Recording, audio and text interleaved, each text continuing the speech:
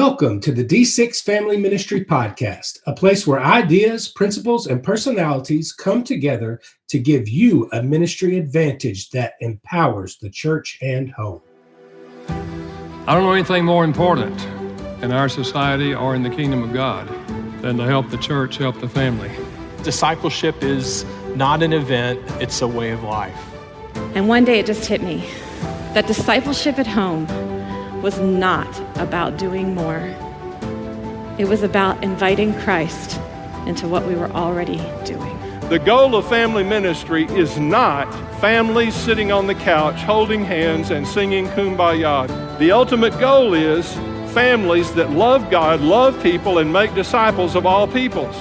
So that's why you're here. You're here to say 1 hour a week, as significant and as awesome as it is, we know that it's not enough and we want to be intentional with every hour. You're listening to the D6 Podcast. Here are your hosts, Marianne Howard, Ron Hunter, and Josh Wooten. You know what? We've learned a word that we wouldn't normally use in our vocabulary over the past 12 to 18 months. It's called disruption. It's taught a lot in schools to business students and leadership and so forth. But now I think the whole world understands disruption.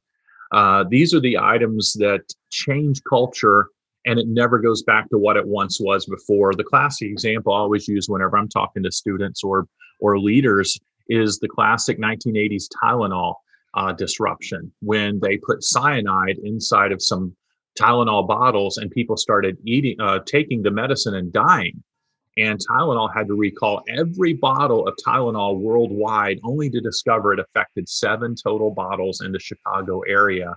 But on the other side of that, they safety sealed each bottle, put on the lid, shrink wrapped the bottle itself, put it into a cardboard container, and glued the box shut. And then oftentimes puts a cellophane wrap around it, thus creating multiple layers of protection. When I was a little boy, I could walk right up to a drugstore shelf and open up a bottle of aspirin, look down and see the pills directly in the bottle. And today that would be so foreign to us. That's a disruption put into practice on the other side. 9/11 is another one. The moment those planes hit the Twin Towers, we were no longer allowed to accompany our loved ones to the gate and watch them board or greet them. That's a disruption. So I want to play a game here with you guys. I want us to see what we can name, say, 10 disruptions in the last 15 or 20 years that has changed our culture. Well, I'm going to take the low-hanging fruit since Marianne hesitated and go with the iPhone. Okay. iPhone changed the way that we do life and communicate. And it's kind of ironic that the thing that was supposed to make life a little more easier for us, and actually, in so many words, be, we were supposed to be master over it and make it do what we want to do. And now it's almost flipped, and the phone in many ways is a master over us. We are addicted to it in certain situations. And you know what's interesting about the iPhone, when, again, in teaching circles and in leadership classes, when somebody mentions the iPhone, we can actually spend the same amount of time on the iPhone that we could on disruptions. So let's pause and let's chase this rabbit hole for a minute. How many different devices did the iPhone interrupt? In other words, all of a sudden now I don't carry a camera anymore. My phone is my camera. How many other things did the iPhone or the smartphone replace? I'm going to chime in. This is going to reveal my age, but it replaced a beeper. Oh, that's funny. It did. It did. It also replaced the landline. Just as it represents the cell phone in general. Landlines are non-existent. My children don't even know what a landline is. That's right. GPS. I no longer carry a portable GPS. Mm-hmm. Or a Rand McNally map. That's right.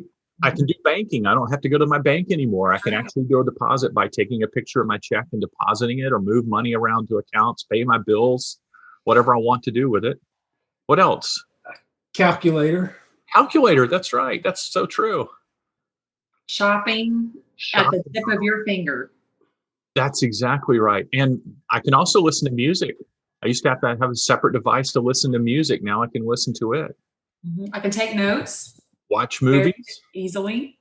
Find a restaurant, so it replaces the yellow pages to some degree. They actually even replaced one of their own devices and taken away the need for an iPod when they created the iPhone. Also true. They cannibalized themselves, to use a Seth Godin term. Yes, An alarm clock, Mm-hmm. a stopwatch, flashlight. Oh, that's Flashlight. Yes. and a mirror, for that matter, for the ladies who are watching. Yes. Yeah. So yes. Okay, let's go back to other disruptions that we've seen in the last 20 years. Get away from the iPhone. We could spend an hour on the iPhone. I'm going to throw out Amazon. It has disrupted shopping and Christmas shopping and grocery shopping. It has disrupted going to a bookstore. I mean, it has really changed the face of the planet, truly. It has truly revolutionized retail. As a publisher, it has caused us to have to adapt in ways we've never dreamed of. And it did start out as a bookstore. That was their original, and now they sell everything. That's a really good one. Netflix. You know, it's funny, they've almost done it twice, the way when they originally started with their mailing in the DVDs that you wanted to watch, you know, and kind of taking over a Blockbuster, you know, that model. And they they started to take that market, and then they had to readapt and reinvent themselves. And, you know, they started the wave of how we watch TV. And now, of course, you've got many streaming options, but they were really the first to I think, the start to really hurt the cable companies in a way people thought, I've got everything I need right here. I don't need to pay, you know, over $100 for a cable bill when I can pay 20 or 15 to Netflix and have as much as I need. It's going to be interesting to see what happens to the movie industry with streaming now, and just people are not really that eager to go. It's just interesting. There's a shift happening even right now as we speak with movies and going to the movies and streaming services. Everything's kind of shifting in that way. I'm frustrated with the amount of streaming services. It's like, okay, if you want to watch something, do I have a subscription to Disney Plus? Do I have one to Netflix? Do I have one to Hulu? Do I have one to Peacock? There's so many different services out there, and it's broken down. I've often made the analogy that cable has moved in the area that publishing has. There used to be 2 or 3 publishers and you could get everything from them. Now you have to go so many different places, and it's frustrating the marketplace. And I believe it will collapse all back to be cable in the next 10 years. So who knows? But Uber's another one that's disrupted personal transportation, car industry, taxi service, Airbnb, online education, on and on we can go. But without a doubt, we've not yet mentioned COVID, and COVID has disrupted the church world. And today we've got a guest that's going to come on who I think is quite a key leader. I would apply the word adaptive leadership theory to this guy. He's a tremendous pastoral leader, pastors a very large church up in the Detroit suburb of Flat Rock. It's his wonderful community up there. And he's been there for many years. And you would think that when you're in a certain place, certain industry, a city surrounded by industry, that, you know, they wouldn't be as adaptable.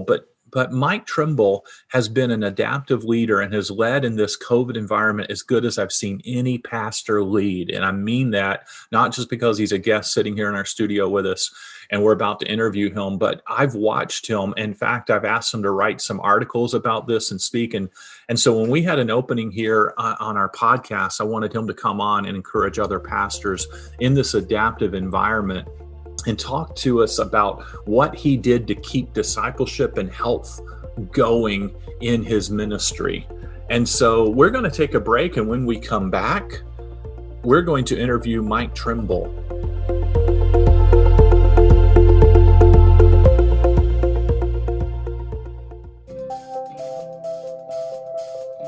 Are you concerned about your church's future? Will it serve another generation? The Bible says He is the God of Abraham, Isaac, and Jacob, and yet we often only know how to connect to Abraham. Let D6 help you connect with each generation. Your kids and grandkids are counting on you. D6 comes from the principles of Deuteronomy 6 and helps what happens in church also happen at home. Curriculum you can trust, discipleship that connects.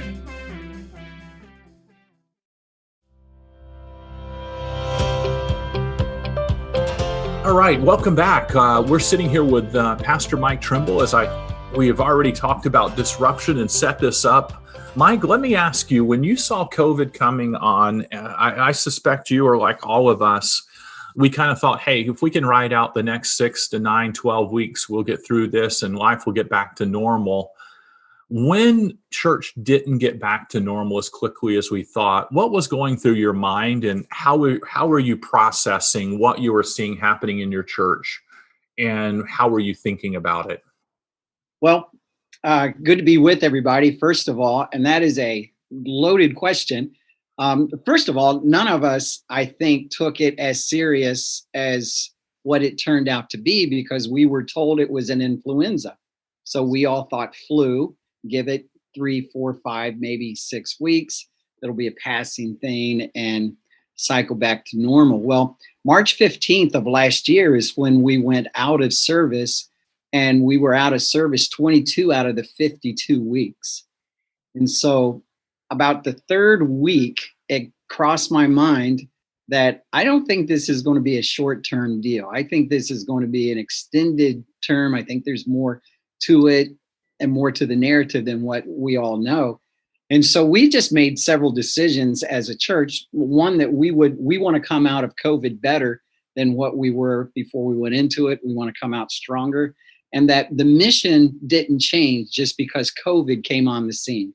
Our mission is still the same, and that's to go into all the world and preach the gospel, baptizing, discipling, and especially discipling our children at home, which now parents had an abundant amount of time with children at home. So we were trying to figure out ways that we could help parents and children navigate this as well. What are some of the creative, practical ways that you as a church equipped families to be intentional in the home? If we pre-COVID and pre-COVID and COVID are kind of two different models. Pre-COVID, we tried to create time and tried to encourage them that they were the chief discipler in the home, that we as the church and pastor and leadership team, we're here to come alongside and support them and encourage them, but they're to be the primary disciples. So we would try to have things like a lot of churches do, just kind of a date night where they could come, leave the kids and go. But then we would also, we're shifting our focus from children's church to not just being about the children, but also being about the parents.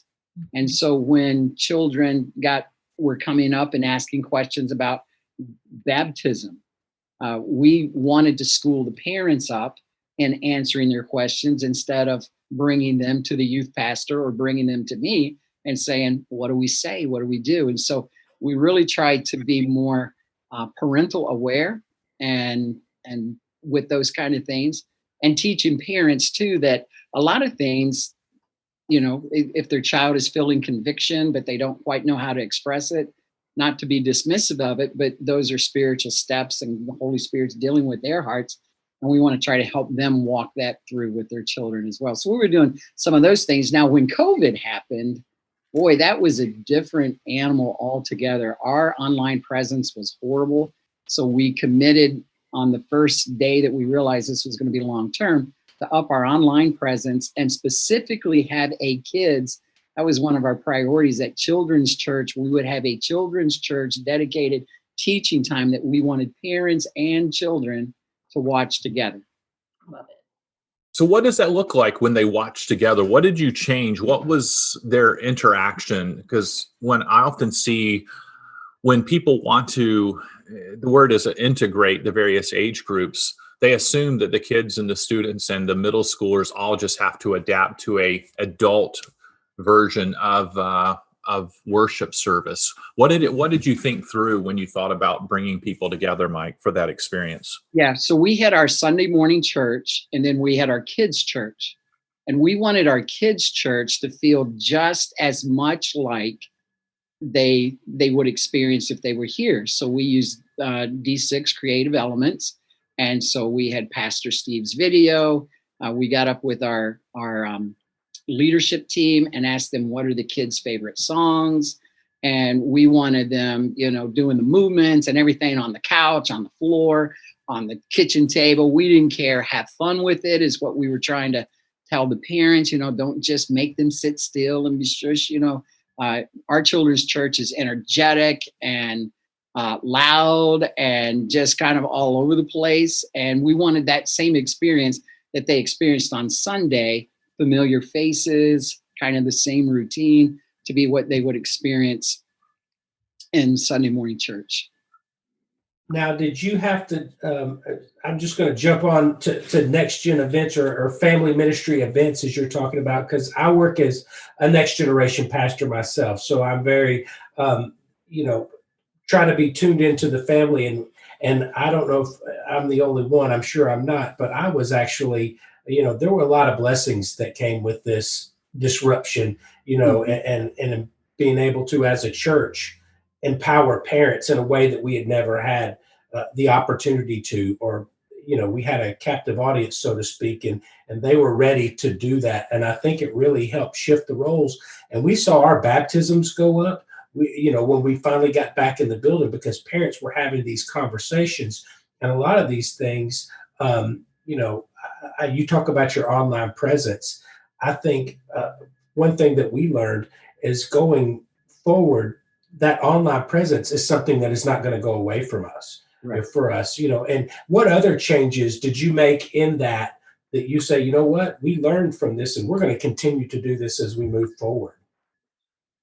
One of the things that we learned, but we didn't realize we had learned it until it was a bit too late. But I had a lot of private conversations with parents about how to do dinner together, which we would think is like, what? My wife was the dinner police. And as a pastor, you have all kind of irregular hours.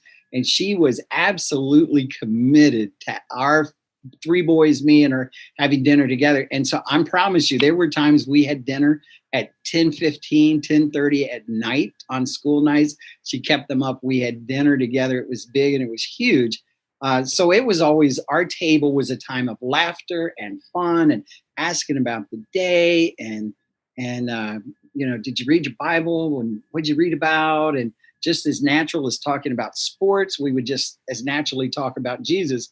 Well, I found that I was talking to a lot of parents on how to be natural with it, just not to shift into the, well, let's talk about God mode, but just to make it as natural as talking about their, what did their and their friends talk about to, hey, speaking of talking, did you talk to the Lord today? Did you have a little prayer time today? Ask me, hey, pray for me tonight about this or that. And so just talking our parents up and helping them. I wish we had kind of done some more training and equipping on that, but we will do that going forward. I don't know. It's just kind of what popped into my head right away. Mike, I love your wife, and I love that she values time at the table. I'm also married to a pastor, and I just think that's a good word for our listeners, that we need to fight for time at the table and establish some rhythms around the table and having faith conversations around the table. And one of the ways that I even think D6 family can come alongside all families in this, if you're a ministry leader or family or mom or dad listening to this, is our D6 family app has Splink, and it also has our D6 family fun questions.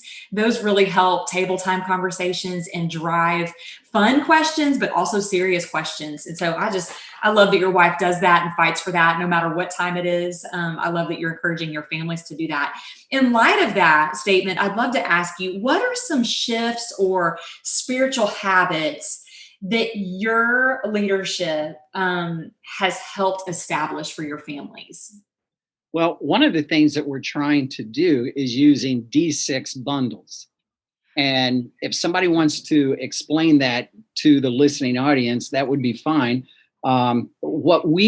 Realizing that we had no Sunday school now for our children to attend, as well as children's church, I was greatly concerned about the lack of spiritual direction they were getting, especially in a time when everything they would hear on media, even if it was background noise that their parents was listening to, was absolutely negative and just the bickering and everything that we saw during the whole COVID and election cycle. Our kids were picking up on this. I mean, CNN, Fox, everybody had their own dramatic, almost Russian sounding kind of theme music for COVID, when it would come on. And so I thought we've got to do, and so for us, D6 bundles was a great response to that. It provided the Sunday school lesson that you would get at church, but it also provided things that they would get at home, and our kids love it. Now, what we do, and I'm not saying I am saying I think every church should try to pull this off, but our church buys Sunday school literature, D6 curriculum, and so we don't charge anybody for it. And I thought, okay, if we don't charge anybody for D6 curriculum, we're not going to charge anybody for D6, the bundle. And so we get the children's name. It's free. Our church pays for it. And we ship it right to their home, and it has their kid's name on it. So the kids are actually getting the mail. And oh my goodness, I thought that would be a little thing. That turned out to be a huge thing because it gave the kids ownership of it right away. And then when it gave the kids ownership of it, then parents felt, okay, hey, my kids are excited about this. I need to jump on board and do it as well. And you get all kinds of things. You get craft ideas, you get posters that they can put up in the room. You get a Bible devotional that is on their age appropriate level.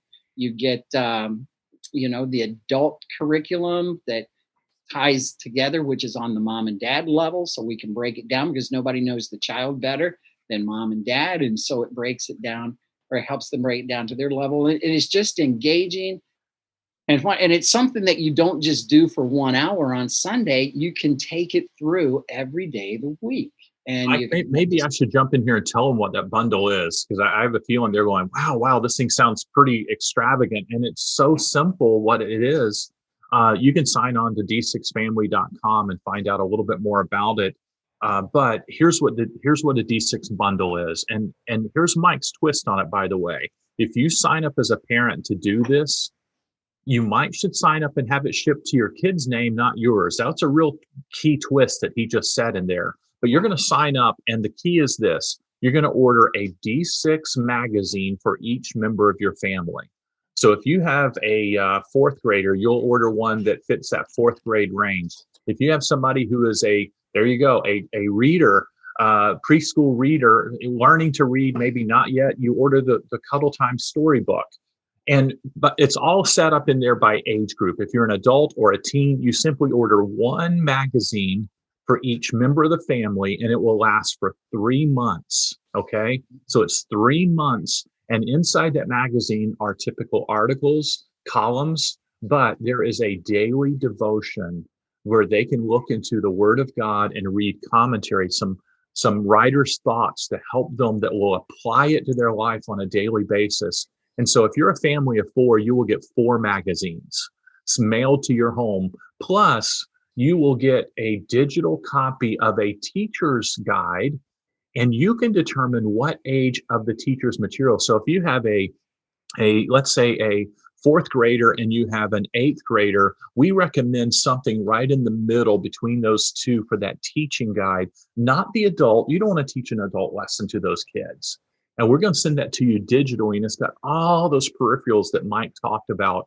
And you can teach that in the home, mom and dad together, or if you're a single mom, this is easy enough for any of us to do. And you can teach that once a week at your schedule, and it lasts for 3 months. And the cost of it is about the same price as going through the Chick-fil-A drive-through for that same family of 4. That's what it's going to cost you.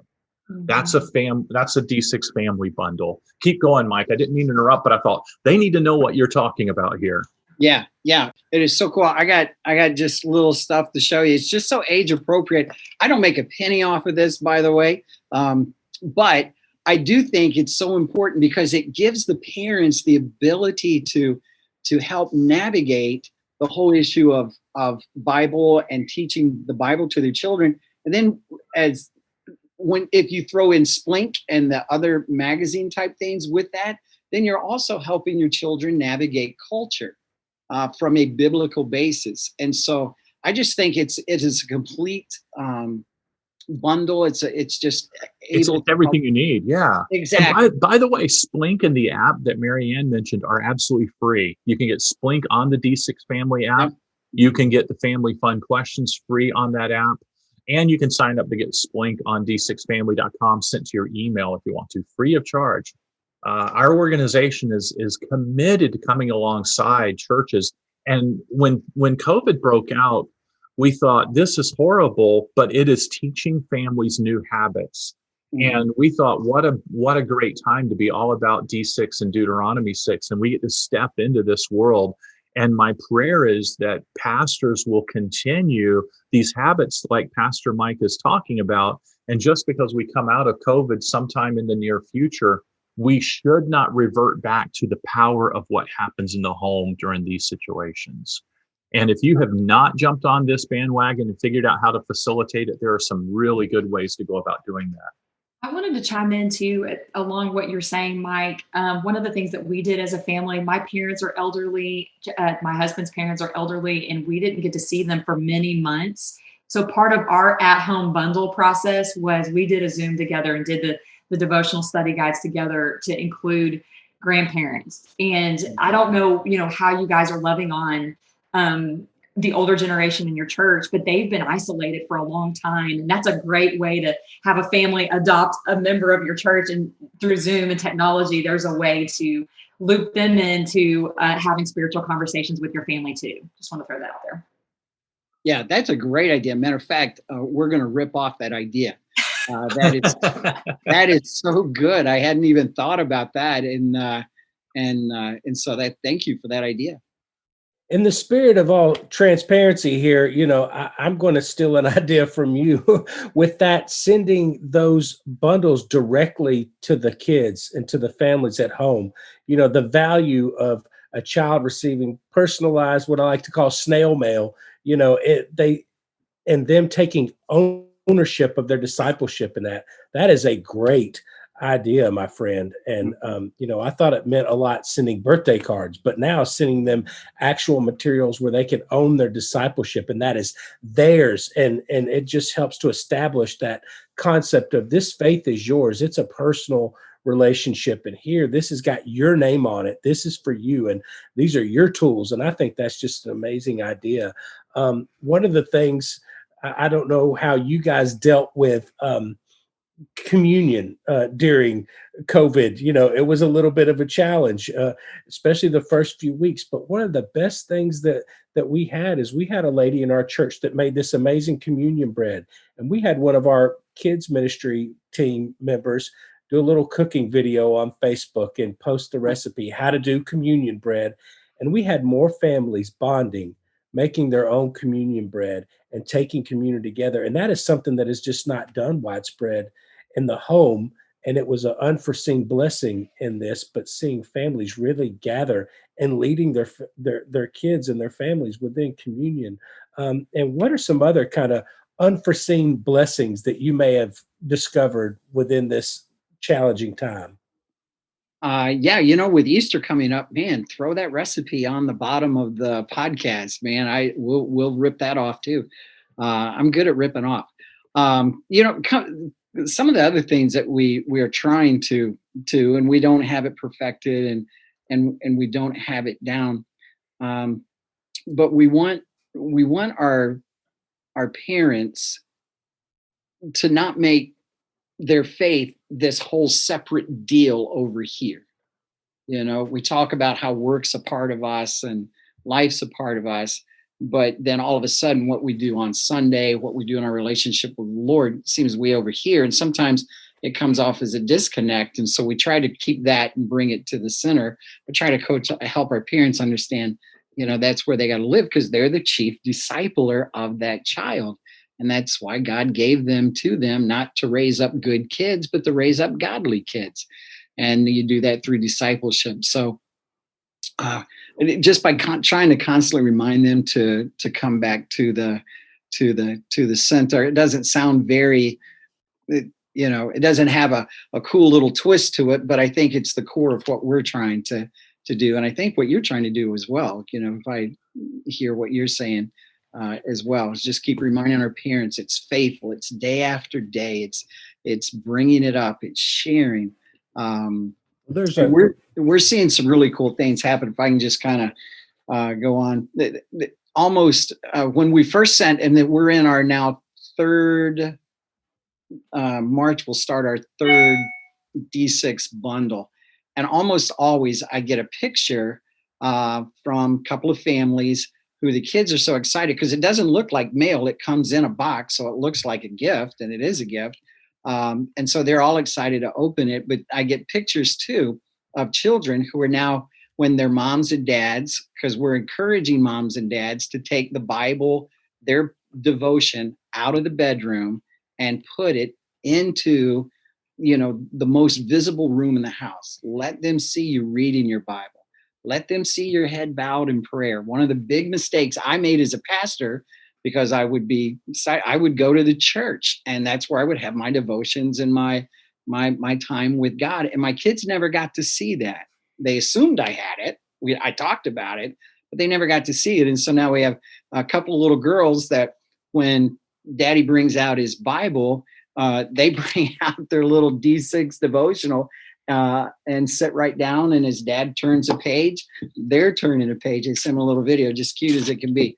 And so we're seeing some things like that happen. I'm not sure if that answered your question, but it does. In fact, I tell you what we're going to do. We're going to take a short commercial break. And when we come back, we're going to do rapid fire. Let's see if we can hit, say, 5, 6, 8 of these quick ideas like Mike has just hit with.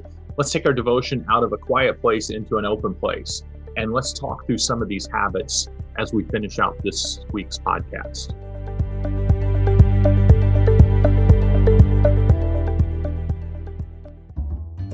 Are you looking for a way to equip families to do discipleship in their own homes? D6 Every Day offers a new at-home bundle option so you can reach families where they are. The same great D6 Everyday resources now bundled to fit your family. D6 Everyday at-home bundles are a great way to promote discipleship at home, especially during COVID-19 restrictions. Many churches and small groups are not gathering for worship or discipleship training, but you can resource them with teaching helps for the parents and devotion magazines for every member of the family, or about the cost of a Chick-fil-A meal. For more information, visit d6everyday.com.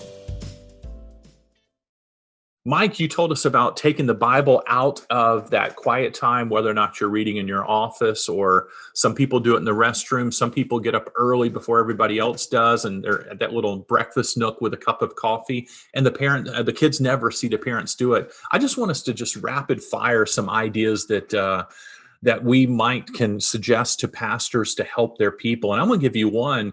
Some of the smaller churches might not have a budget to be able to mail these at-home bundles. But if you order the at-home bundles or whatever curriculum you're using, you could put them into regular envelopes or use our at-home bundle envelopes and have a drive-through time and a day where people could drive through the awning of your church, and you could still have the kids' names written on the family bundle for them to pick it up. I know some pastors who use the drive-through option for distributing these same types of materials.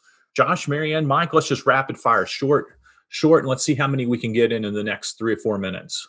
We did VBS that way last year, different personalized VBS boxes for families, and utilized the drive-through. We plugged up a little sound system, had a little energy going there, and tried to make it as much as we could exciting with it not being on campus. But I'm telling you, once again, we put the resources in the parents' hands and allowed them to, like you said, be the chief or primary discipler of their children. And it turned out to be a huge win for us parents, facilitating their own VBS within their own homes. And kids were just as excited, I believe, as they would have been coming on campus, because their parents were their spiritual superhero.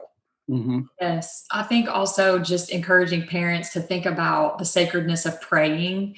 I think we can get very routine in our praying at home, where we're always praying over a meal or we're always praying over their bedtime, and it kind of becomes the same words and the same thing every time.